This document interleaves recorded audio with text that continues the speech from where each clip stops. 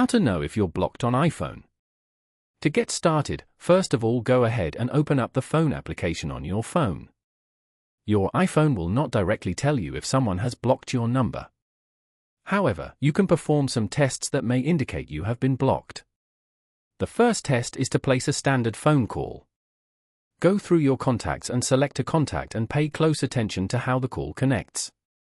If the call simply fails and ends after a single ring, this is a primary indicator that your number may be blocked.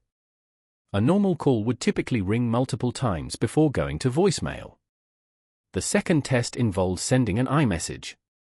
Go to the Messages app and send a message to the contact.